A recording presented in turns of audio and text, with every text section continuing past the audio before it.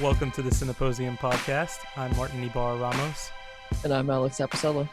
Thank you for joining us for our second episode of our second season of the show. In case you missed our episode last week, we discussed Mandy with Reed Williams. And we have another great show for you today. So Alex, why don't you let them know how the show works? Every week, we're going to be inviting members or collaborators of Cineposium to curate a film for our remote viewing. And after that, we'll be having a conversation about the film on this podcast. New episodes are going to be published every Thursday, and various members from Cineposium are going to be coming on to discuss the films with our weekly curators. So this week's curator is Mike Mazakan, and he's going to be working with us with the X-Men, the 2000 film, and its 20th anniversary this year. Why don't you tell us about that? Okay. So, at the start of X-Men, directed by Bryan Singer, written by Solid Snake himself, David Hayter, from a story by Singer and Tom DeSanto, Professor Charles Xavier talks about the slow development and change of evolution that can be spurred on by mutation. How every few hundred millennia, evolution takes a leap forward. 20 years ago next week, on July 14th, 2000, the film industry took a leap forward, though they did not fully understand it at the time, with the release of X-Men, which would gross $296.3 million at the box office. With the release of X-Men, a new era of the comic book-superhero adaptation would begin, and over the next 2 decades, it would become the dominant entity in Hollywood as it took over the theatrical box office, became the cornerstones of broadcast and streaming networks as part of a larger movement of what could be described as nerd culture, entered into the American and, by extension, international mainstream. X-Men, both as a singular film and franchise of 12 films over the span of 19 years, can be seen as a mirror for the development of the genre as other films and franchises came out. It was the first film of the era to get to the dreaded third film invariably goes sideways phase with The Last Stand, one of the first to try and lean into the reboot mania of the 2010s. After the release of The Avengers, it came back with its own team-up movie, fusing together the original trilogy cast with the reboot period films Fox had been producing with Days of Future Past, also giving audiences their first taste of a retcon movie as X-Men The Last Stand was temporarily undone. It gave us our first proper revisionist entry in the genre with Logan as well. The film was also at the vanguard of various aspects of the genre. It helped to establish the concept of this comic book supervillain as a cinematic terrorist. Previous incarnations cast their villains as eccentric gangsters or mad scientists. Magneto, played by Ian McKellen with a flair of disdainful Bond villain and references to Malcolm X, commits terrorist action in New York City in an attempt to, as he sees it, safeguard the rights of mutants across the world by forcibly mutating world leaders. The link between the superhero film and terrorism would be further strengthened in Hollywood less than a year later with the 9/11 attacks. After 20 years, the thing that makes X-Men feel old isn't the visual effects work, the fact that Sirs Patrick Stewart and Ian McKellen or Hugh Jackman have barely aged. It is the presence of the Twin Towers in the background as the X-Men take on the Brotherhood of Evil Mutants on Liberty Island. Iconography I can only recognize as historical and by their absence at this point.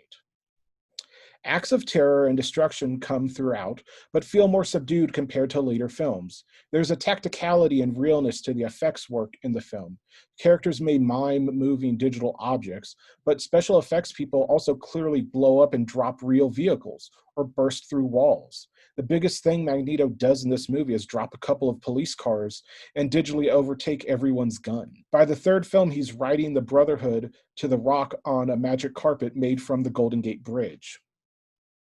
That smallness stands out the most for this early genre film. The idea that a terrorist attack meant to mutate world leaders reads as quote-unquote small now and not the sort of blockbuster spectacle one would expect from a summer movie is a statement on the way spectacle and convention has changed over the years.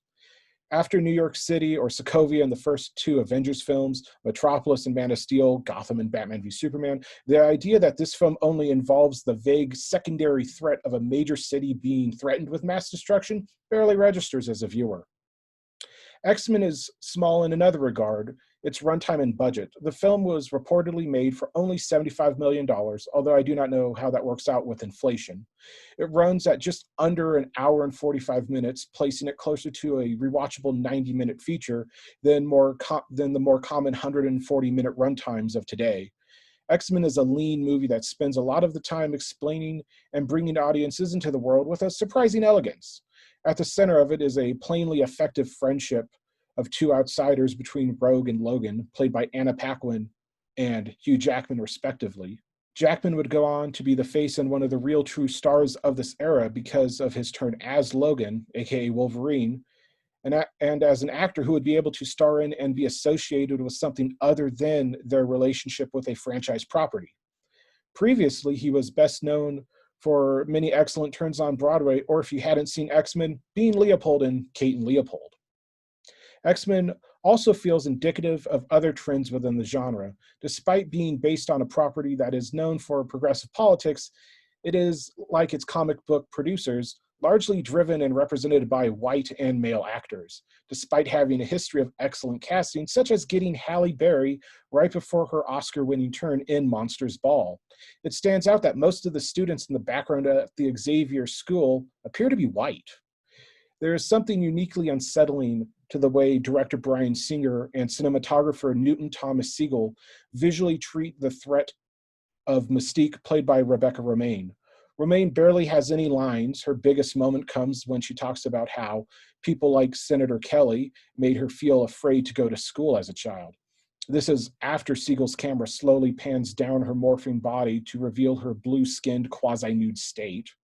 Her evil mutant brothers, Sabretooth and Toad, are treated with similar visual extremity, but their mutation and extremity reinforce an excess of masculinity in either aggressive or gestorial directions. Mystique's changeling abilities visually break down a gender binary with barely any dialogue. She can only be visually understood as a sexual threat with a leitmotif that harkens back to noir femme fatales, although she is given none of the sense of agency that noir femme fatales are known for, as she morphs from Bobby Drake to Professor X and back to herself in one sequence.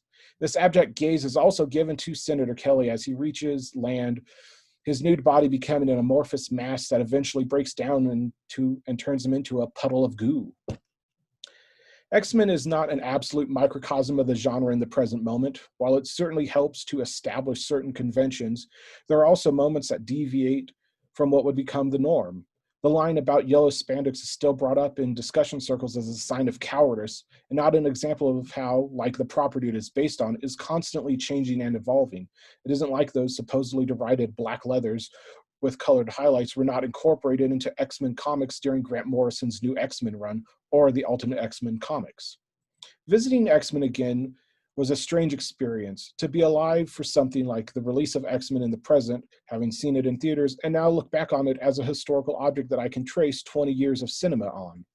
Great, thank you, Mike, for that really wonderful introduction to the film. I'll say, so I haven't seen the film for some years. I can't honestly remember the last time I saw it before today, but I definitely do remember going opening weekend to see this with my family. I went to the AMC Promenade in Woodland Hills, and I remember like a large amount of my cousins were there, you know, and my brother was there, and we were all really hyped about seeing this because Spider-Man, I believe, came after this, right? It did, yeah. And so this felt like an event, and I think there's something to that, this sort of event film experience that is going to become a trend after this. But yeah, it definitely felt that way looking back. And so watching it again immediately before we started recording this, it brought back a lot of memories, but also just now as I'm an adult, it's a very different experience for me. I forgot how political this film was, and I think, you know, watching it as a kid, a lot of things went over my head.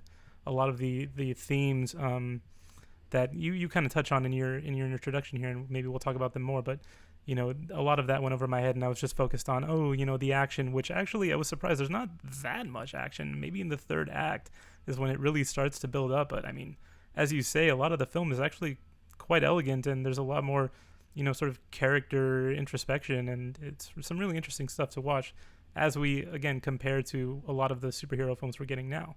So, Alex, if you want to talk about your experience in rewatching the film. Yeah, so I think I know for a fact I had not seen this film in the theaters when it had come out.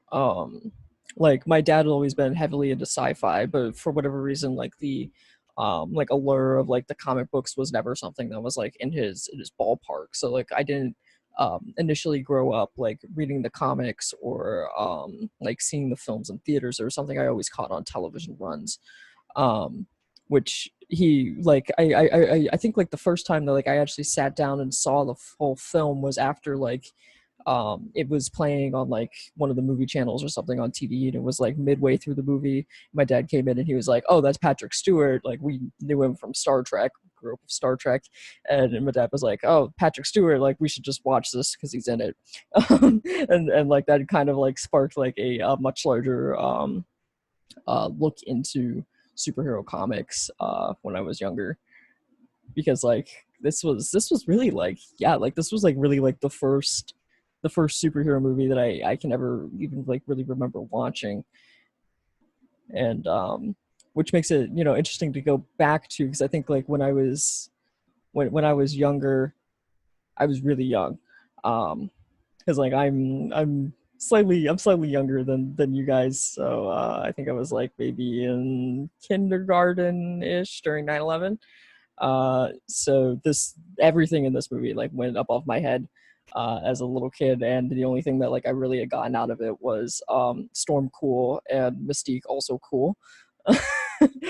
So like yeah, going back and like getting a chance to rewatch it is, you get something totally different out of it, and I enjoy it. It is very very different. I think that some of the things like you had touched on, Mike, is that like for being like one of the most like recognizably like diverse comic book sets like in Marvel, that it is like very overwhelmingly white, very overwhelmingly straight, but like at the same time is doing like these very political commentary pieces within the film that like even like more modern like Marvel films aren't really willing to, like I always think of like the Mutant Registration Act, and like it actually like very explicitly like delves into the Mutant Registration Act, whereas like the like Civil War film later on, like Registration Act is a vague concept that like is essentially a MacGuffin in the plot line. Like we don't like it never in the films feels like a threat in the later Marvel films, but in this one it actually does, and it has stakes. And yeah, I don't know. I think it's an incredibly fascinating work that it could simultaneously be political while also being not at all representative of how political it should be. Yeah, like the politics of the X-Men movies, I always kind of like wish there was more, because like I remember like kind of cringing at the mutant and proud line from First Class. And just like kind of like where I'm just like okay, like Bryan Singer, not a good person, but also he's gay. And like just the movie is like it has a very limited view of queer representation in my opinion. And like Singer, like, but like it kind of like hints at that a little bit. Like there's that narration about like that Professor X gives Logan about like anonymity is the mutant's first line of defense from the world's hatred. And I'm like, okay, so it's kind of there, but like they're also really not going into it. Like yeah. Yeah, I think like the most explicit that they ever got with it was X2, and like that scene with Bobby Drake and his parents. But like Bryan Singer, from what I know, like that wasn't something that like he wrote. That was like entirely yeah, Ian McKellen, who like was in charge of like scripting that scene and orchestrating that scene. And Ian McKellen uh purposely, you know, made it seem like a coming out scene, and that was like really like that to me had like that little scene there. It's like probably like a 2 to 3 minute scene with Bobby Drake. Felt like feels to me more authentic than I'm mutant and proud that like you get in like like that's cringe. The other one's authentic.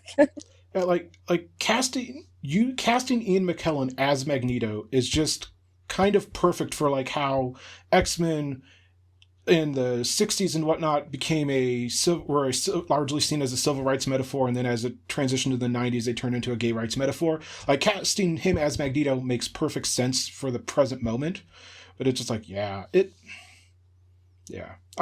don't want to go on a rant about the present X-Men comics, so yeah.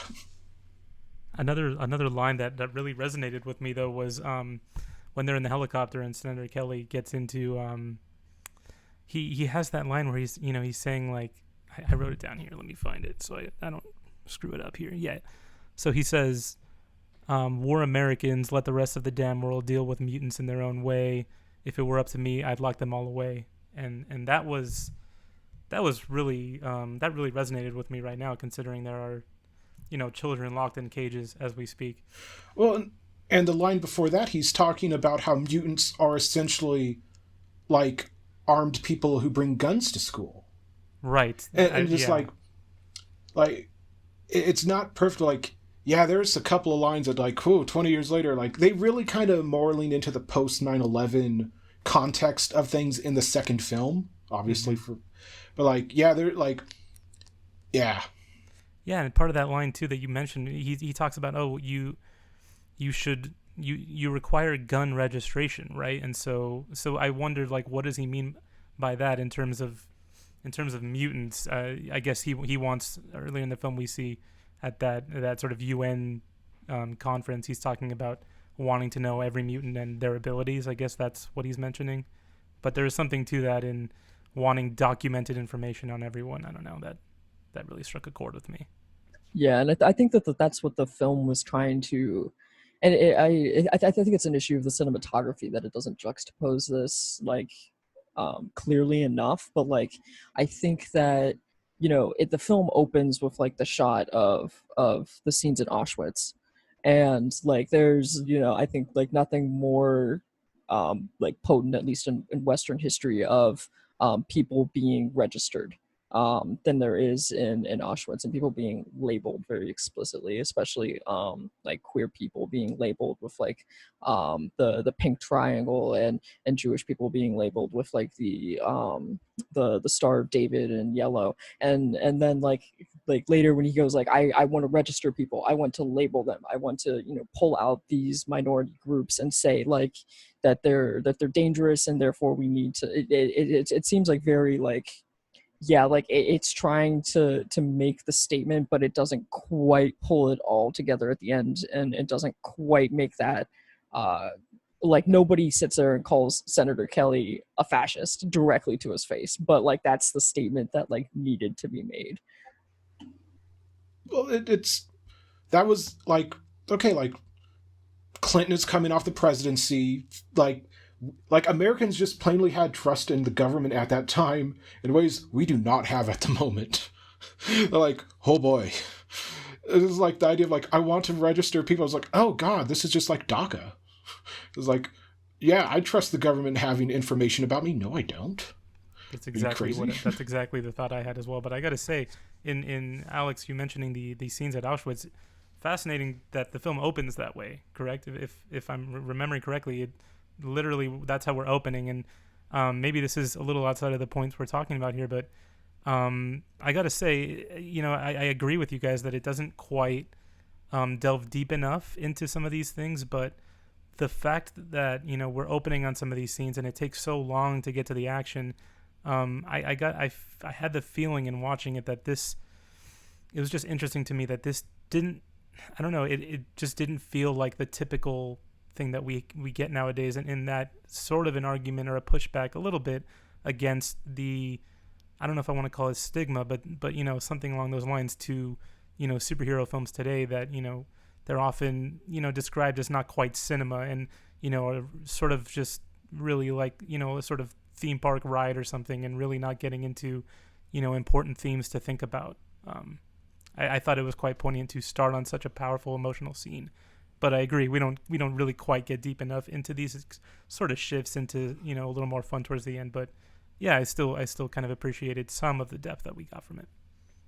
There are surprisingly small little nice character moments for a lot of people in this movie, like when Rogue and Logan get into his camper and she asks him about popping his claws. Like that's just a nice character moment that then like everyone gets a little moment, because like I want to know if there's like an extra 30 minutes just lying somewhere, because like I like that. I love how tight this movie is. Even though I want more Act 2, explore the school, all that stuff, because like it's a movie. Act 2 is always the fun part, but yeah.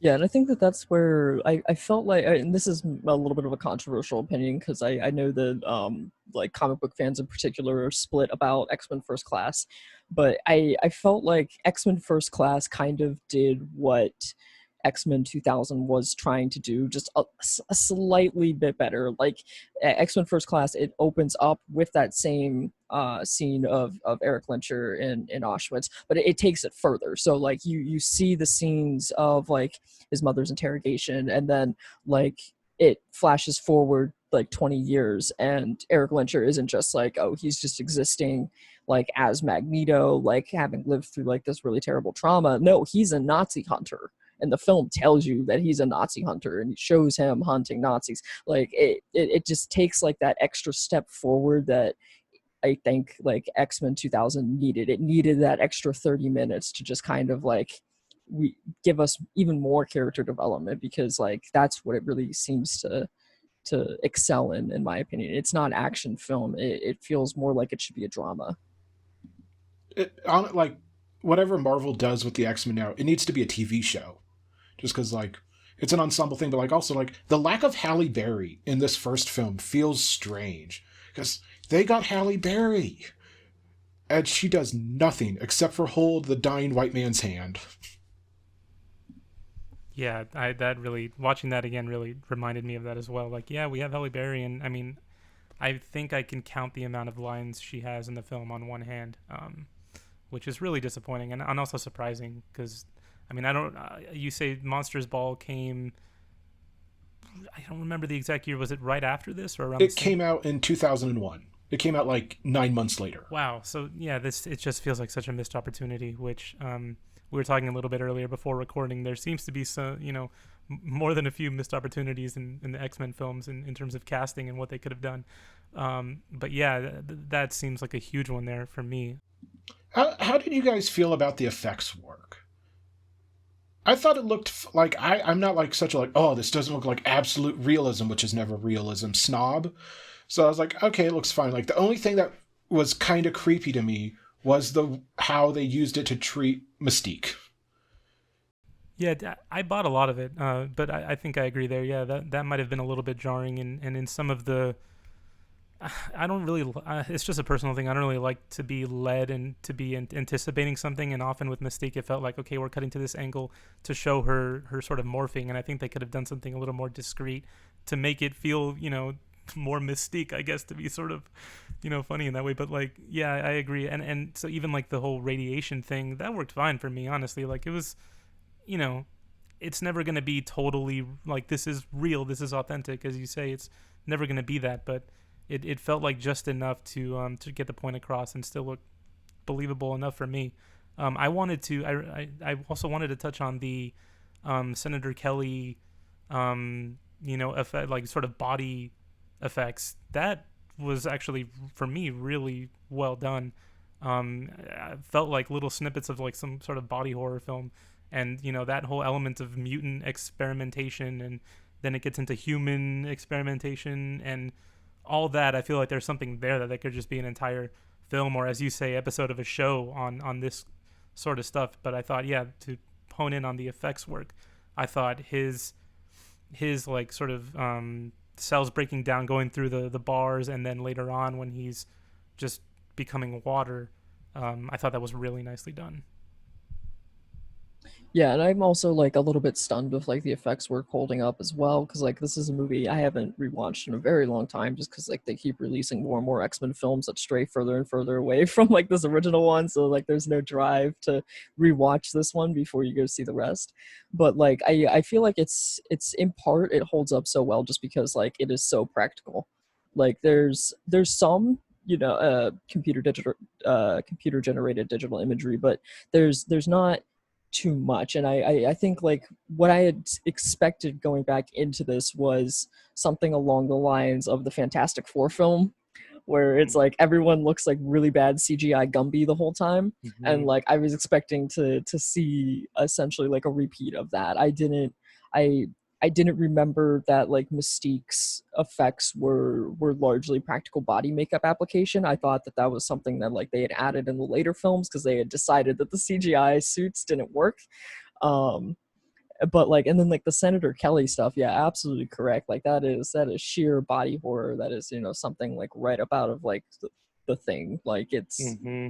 wow, like great looking. But again, I think also to point to visual effects, I think there's a missed opportunity with Storm because like she has some cool moments, but boy, that you could have done so much more. And I feel like in all the films that we've seen with Storm, they've never really done enough with her power for me. Like I think there could be so much more, and if realism was sort of at least something that they were trying to get across, I think certain perspectives with changes in weather could have really done a lot for the film that I think we barely get enough of, you know. So like the Magneto, like the cool thing Magneto does is really in the second film, but like the taking everyone's guns and turning it on them point, and then just McKellen just with the most disdainful Homo sapiens and your guns reading, just like that sequence for me worked the best overall. And then just like because that's the tension of like, oh, I'm going to shoot this one guy who we don't know, but he's a guy who's got a bullet like barreling into his head at a very slow but painful rate. Like that scene worked. But also because it's that scene like also cinematically is just based around close-ups and denying really good wide-angle views so that you can see everything. And it's just like, no, we're going to focus on these people's close-ups. And that's like going to be tense and everything. Yeah, and I think that's almost like where Storm's effects kind of fail to me because like everyone gets that close up.